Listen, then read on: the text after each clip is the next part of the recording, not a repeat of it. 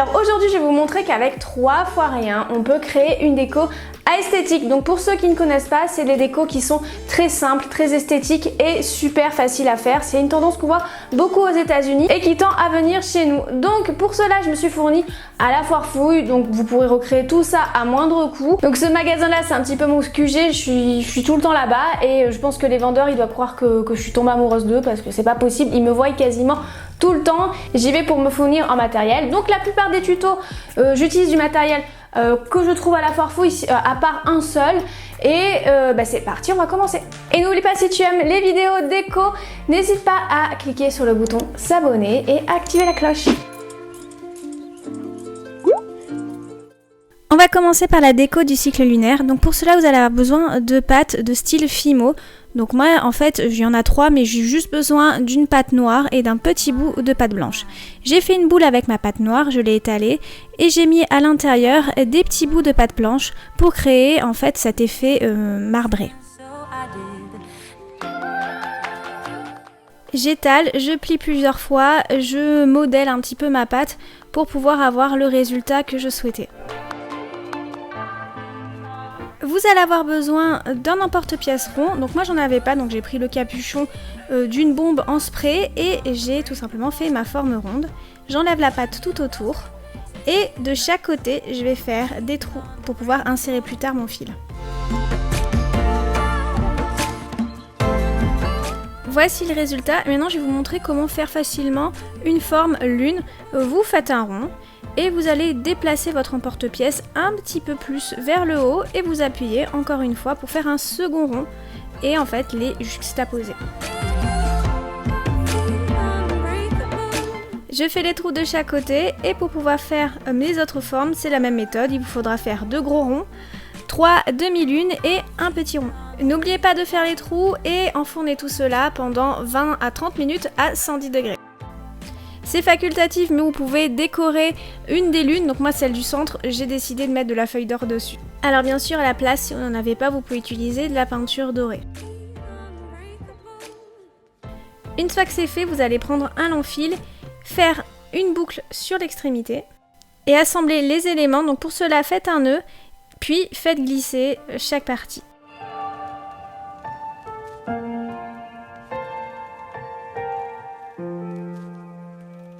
On va passer à la déco murale qu'on voit dans tous les magasins de déco et vous allez voir qu'avec 3 fois rien on peut le faire facilement. Donc pour cela, j'ai acheté un métier à tisser qu'on peut retrouver à la Foire Fouille à 7-8 €. J'ai pris le fil blanc fourni avec, je l'ai attaché à un côté et je l'ai passé dans toutes les fentes. Bien sûr, je termine par un nœud. Pour tisser, vous prenez le fil de votre choix, vous faites un nœud au niveau du premier brin et vous allez prendre l'aiguille qui est fournie avec et vous allez passer dessus, dessous, dessus, dessous, parmi tous les fils.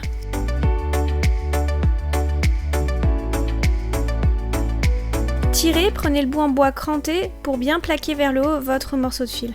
Vous continuez en faisant la même chose, mais dans le sens opposé, toujours en alternant au bas, au bas.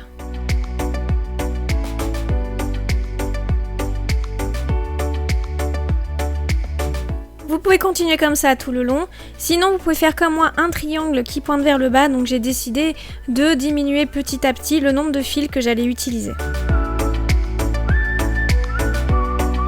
J'ai coupé mon fil et terminé par un nœud et j'ai continué à broder de manière à combler les endroits où il n'y a pas de tissage.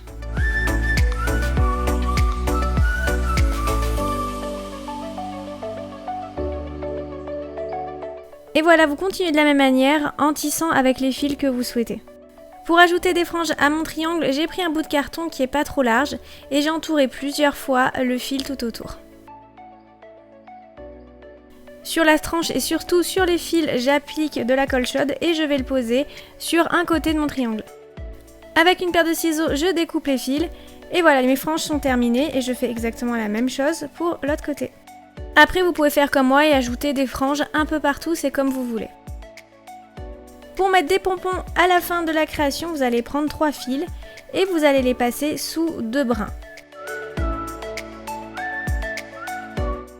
Vous allez extraire les 3 fils qui sont entre les 2 brins de manière à créer une boucle et avec cette boucle, vous allez chercher les fils opposés et tirer.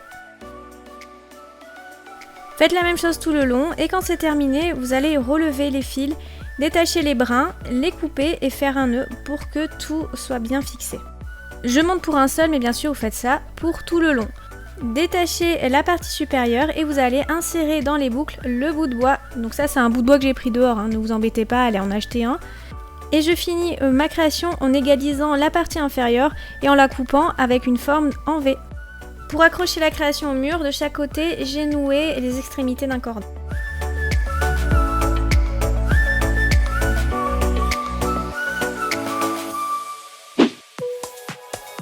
Pour créer cette déco en vinyle, c'est très simple. Vous allez prendre un vinyle voilé qui ne sert plus à rien et on va le recycler. Je vais commencer par le peindre en rose en utilisant une peinture en spray.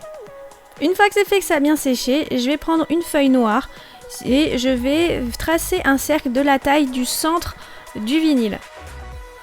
Je découpe et je fais la même chose au centre. Je colle et je décore le centre avec des lettres dorées.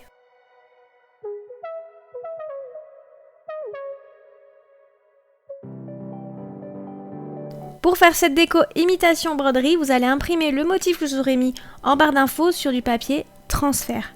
Une fois que c'est fait, vous découpez. Prenez du tissu blanc, donc moi j'ai recyclé un vieux drap et je vais repasser le motif par-dessus, donc pour cela je le mets à l'envers. Bien sûr, avant tout, lisez bien la notice d'explication qu'il y a dans votre papier, dans votre paquet de papier transfert. J'attends que ça refroidit et je retire la protection. Je mets le tissu dans un cercle à broder et après je découpe tout ce qui dépasse.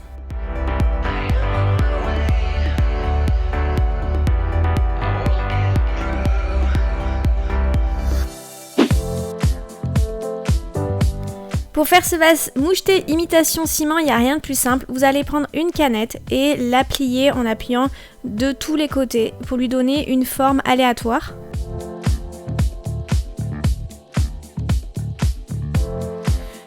Et tout simplement, vous allez la peindre avec une peinture qui donne cet effet granit. Et voilà, c'est déjà terminé. Donc comme quoi, pas besoin de se prendre la tête pour faire de la déco.